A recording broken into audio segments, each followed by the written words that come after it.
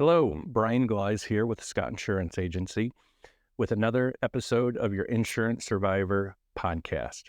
Today's topic is, how is your car titled? How many times has an insurance agent asked you that? If the answer is never, they should. Time to find a new insurance agent if they haven't. Come talk to Brian Gleis.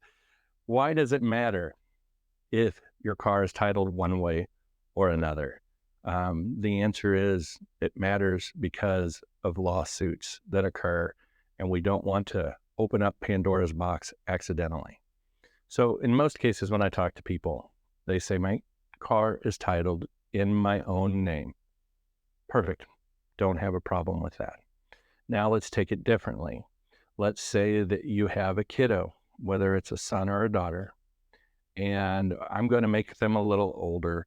Let's say they're 21 years old, because 21 is an extremely important age in the kiddo's life. It's a milestone, and it's also, you're already thinking it, it's legal drinking age, okay? So if they are driving a car that is titled in your name or is co-titled in your name because you helped them get a loan and that's the only way that they could do it, when that 21-year-old is out there and they have an accident, okay?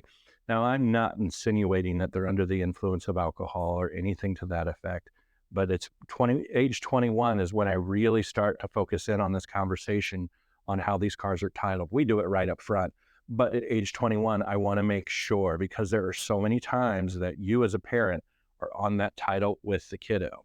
So your 21-year-old has an accident and there becomes a lawsuit. The lawyer absolutely knows that your 21-year-old probably doesn't have enough assets to fill a bucket, okay? But when he sees mom and dad's name on the title, I have found the bag of money that I was looking for. So what I tell my clients is that if your kiddo owns a car, let's just gift the car, if at all possible, to the kiddo, get the car in their own name. Now, this can be an issue if the child is too young, because there's not an insurance company out there that wants to insure a 16, 17, 18, even 19-year-old on their own car. They're going to say they don't have enough experience driving. They know they probably don't have a job that can cover all of the bills that are coming in, and it just equals problems. But when the kiddo gets in their 20s, that's the time to do it. I even tell my clients that if it costs your son or daughter more to be on their own policy, help make up the difference instead of being on that title. That is a far lesser evil than getting everybody entwined in a lawsuit whenever your son or daughter has an accident in their car. Why do we want to have your home, your bank accounts, your assets up for grabs at that time if we can make a legal separation? Now, when I talk about legal separation, the next thing I'm going to talk about is trusts. If your family has created a trust, which is a separate legal entity from you, and many lawyers will suggest this in order for asset protection, so we see it all the time. I was taught that an automobile is a dangerous asset. It's a dangerous asset because it has the most risk. You're out there driving, you can control yourself, but you can't control others. And an accident is defined as an accident because it wasn't on purpose. If it's titled to the trust, you've just opened the trust up to the lawsuit that's going to occur. So what my counsel has told me is to put your bank accounts in the name of the trust, put your life insurance beneficiary as the trust, put your investments in the trust, even put your house in the trust for the most part, but leave your car out of the trust. So let's walk through an accident. We have an accident. The car is in my name. So the individual that I hit could potentially sue Brian Gleis. But if I have titled the rest of my assets to the trust, which is a legal entity, okay, then what can they really sue me for? The only thing that I own is my vehicles. And that's the way I like for it to be set up. Now, I am not a lawyer.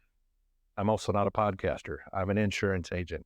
So I do want you to get legal counsel to see if this passes muster with your legal counsel.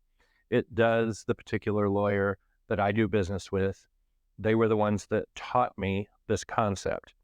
And the scary part of this concept is that it makes a certain amount of common sense. If the vehicle's titled to the trust, they have access to everything inside of the trust. If the vehicle's titled to me and the trust is a completely legal separate entity than Brian Gleiss, then they have a much harder time getting to the trust. So again, this is something we delve into at the beginning of the policy on how the car is titled. We can step into the commercial world as well. If you created a limited liability corporation in order to protect your personal assets from your business assets, but you're still driving around in a work truck or work car that's titled in your name that you're using in the business, when you have an accident, you're personally going to get sued. So again, we want to title that car in the name of the, or if we want to get super technical, we want to make sure there's an at least, I said trust, I'm in LLC. If we want to get super technical, we at least want to make sure that there is a lease agreement between you and your LLC where you're saying Brian is leasing this truck to the LLC and it's the LLC's responsibility to pay, carry the insurance. So that last part got a little more technical than I really wanted it to, but the most important thing is that you talked to your insurance agent about it. Hopefully your insurance agent talks to you about it first. If they don't, you now have it on the top of your mind and it's important. So that's it, guys. This is Brian Gleiss from the Scott Insurance Agency coming at you with another episode of the Insurance Survivor Podcast. If you find value in this, please pass it on to others that can gain help from this knowledge. We're here if you need us. Thank you. Bye-bye.